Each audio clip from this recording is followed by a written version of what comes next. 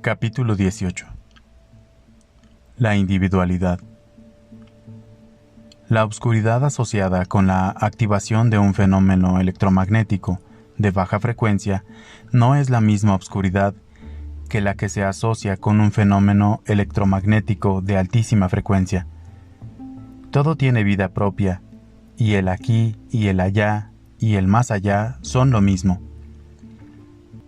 Existe un lugar en este planeta que guarda tal energía que quien viene allí reconoce una fuente inagotable de creatividad fluyendo a través de sí mismo. Quien haya vivido en Tepoztlán sabe de qué hablo. Su situación geográfica y su gente actúan como amplificadores de la conciencia. Quien tenga dentro de sí algo no resuelto y visite Tepoztlán sentirá una tensión suprema. Quien sea puro vivirá el éxtasis. Recuerdo que después de vivir un año en Nueva York, haciendo investigaciones cerebrales y completamente decepcionado por la imposibilidad de penetrar en la conciencia utilizando la tecnología psicofisiológica contemporánea, decidí buscar un lugar adecuado para recorrerme a mí mismo. Fui a dar a Tepoztlán. Encontré allí a Rita, mujer extraordinaria, que me enseñó la inexistencia de la dicotomía externo-interna, y a John, quien me introdujo en la conciencia de la unidad. Después de 2 años, resolví regresar a la Ciudad de México. He vivido otros años en la ciudad, y el constante lidiar con estructuras rígidas me ha alejado del verdadero ser. Había dejado de visitar Tepoztlán por temor, y cuando conocí a Pachita, sufrí una verdadera crisis, un nuevo despertar. Me enfrentaba a la realidad de la existencia de entidades espirituales y a la limitada capacidad de la conciencia y la mía propia. Confieso que no estaba totalmente preparado para la revelación. Después de 2 meses de trabajo con Pachita, sentía que despertaba de nuevo, en la vivencia de un verdadero desarrollo y en la visión del ser humano como poseedor de una esencia extraordinaria. Al regresar de Parral, ansiaba volver a la casa de Pachita y seguir con la obra del hermano. El viernes sentí que algo extraordinario pasaría en mi reencuentro con Pachita, y todo el día lo viví, en un estado de excitación y conciencia clara. En la mañana me di cuenta de que la mujer que había amado durante 3 años no era para mí, y esto, junto a la sensación de que algo extraordinario me ocurría, me hizo comprender la razón de las terribles tormentas que ese día azotaron a la Ciudad de México. A las 7 llegué a la casa de Pachita, experimentando un estado de absoluto éxtasis. Varias gentes esperaban su turno para ser operadas, y al acercarme a la puerta del recinto, escuché mi nombre 2 veces pronunciado. Volteé en dirección del sonido y me encontré con Rita. «Esto es», me dije inmensamente emocionado. «Vuelvo a estar en contacto con los seres a quien verdaderamente siento como hermanos, y en este encuentro con Rita es solo el principio». Nos abrazamos sin poder creer que estábamos allí, y después de penetrar al recinto, la cama de las operaciones estaba colocada contra la pared del recinto, de tal forma que no pude colocarme en mi lugar habitual. Me paré junto al cuerpo de Pachita y me di cuenta que el hermano estaba creando un ambiente de extrema serenidad y calma. Nos saludamos y con una voz muy profunda me explicó que en la zona cercana a la pared se había purificado y por ello la cama de operaciones había sido cambiada de posición. «Mi carne», continuó el hermano, «estaba muy triste porque creía que ya no vendrías más». «¿Cómo crees? ¿Cómo crees?». Acerté a decir pensando, para mí, que nunca abandonaría a Pachita. Iba a decir que adoraba a esa mujer, pero no me atreví. «Eres un llorón», me dijo a continuación el hermano. «Un verdadero chillón».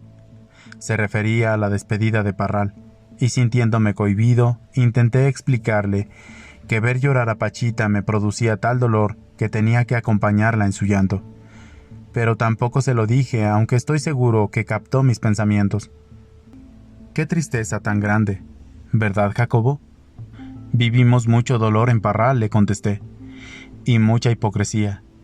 El hermano bromeó diciendo que yo estaba deseando regresar a Parral y que solo esperaba la mínima oportunidad para retornar allá.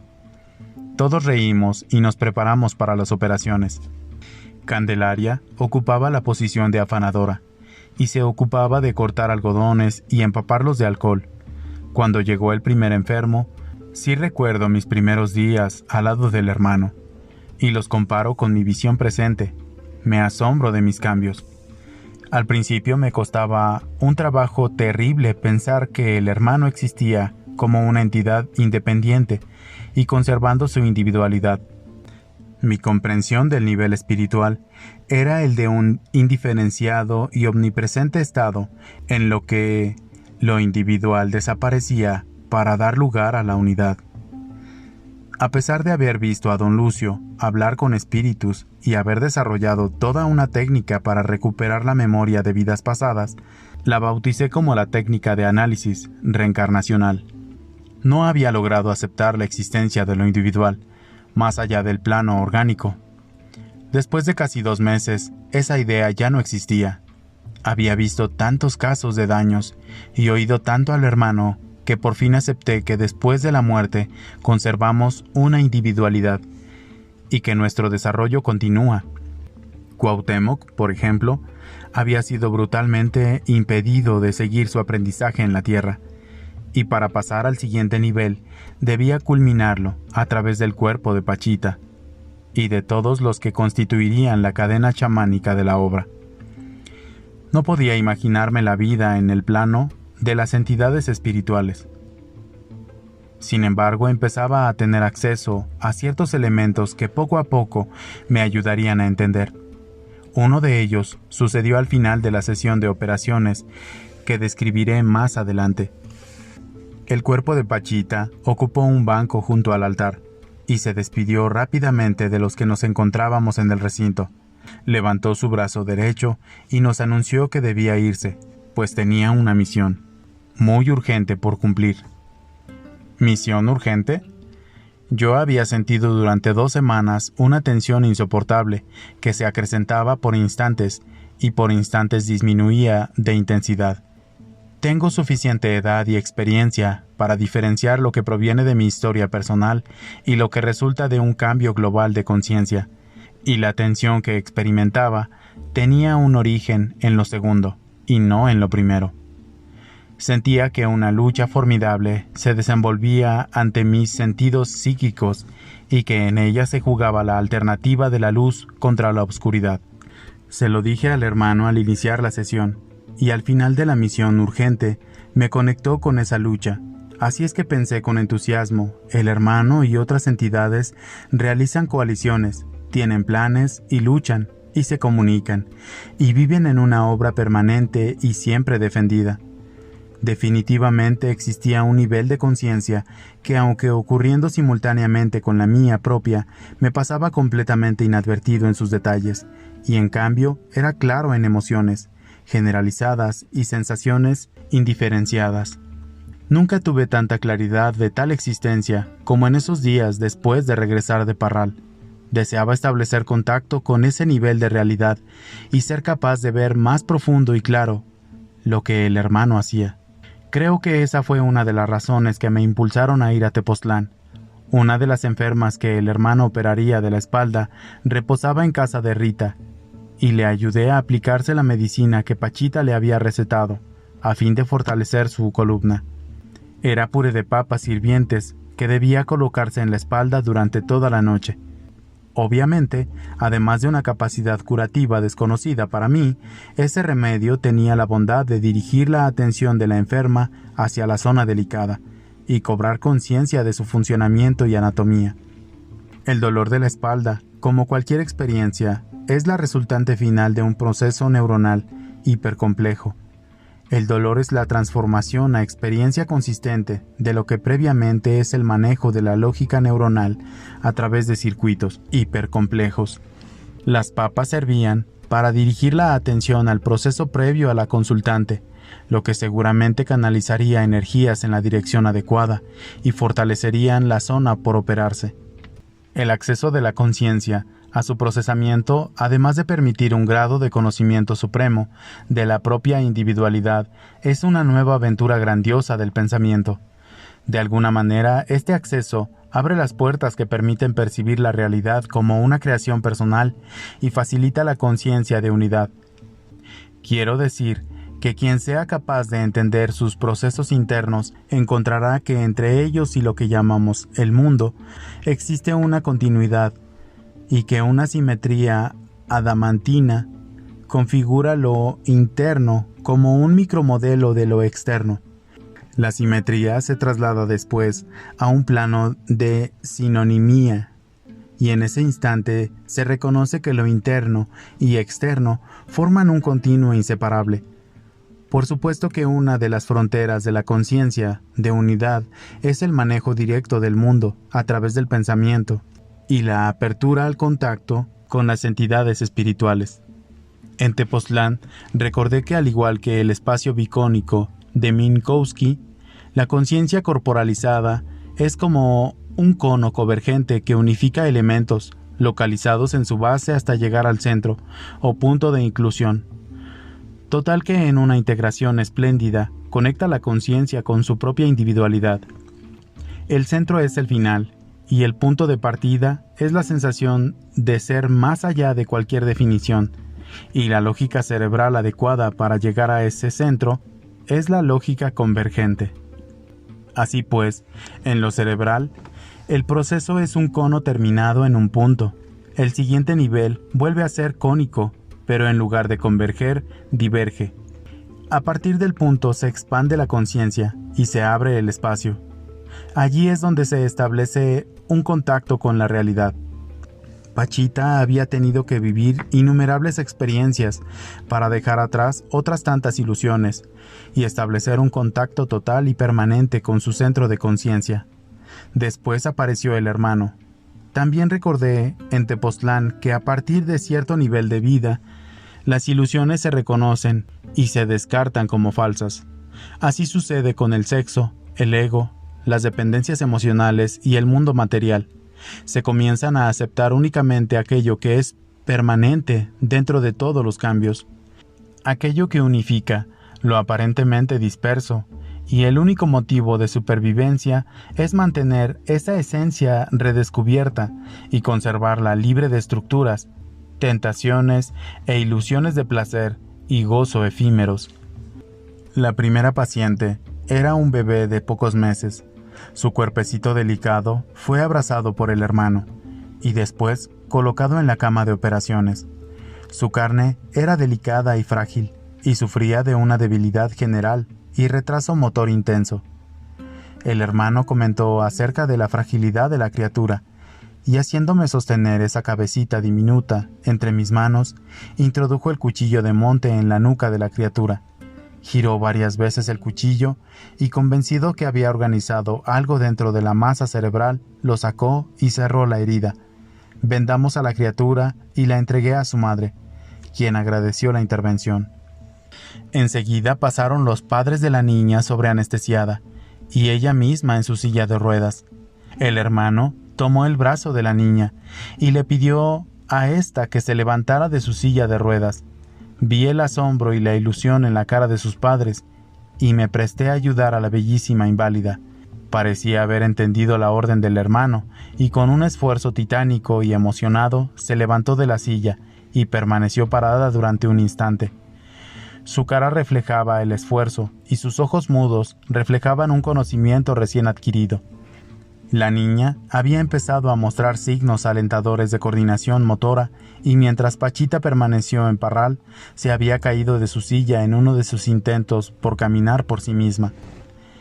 El hermano comentó que la caída había sido una bendición porque había ayudado a conectar dos partes del cerebro que eran necesarias para el siguiente nivel de recuperación. La acostamos boca abajo y yo le sostuve las piernas mientras su padre hacía lo mismo con su cabeza. Ya había visto por lo menos 3 operaciones de cerebro realizadas en ella, y ninguna infección que en otras condiciones un cuchillo de monte sin esterilizar y el contacto con vientres, pechos, penes y vaginas infectadas debería necesariamente provocar.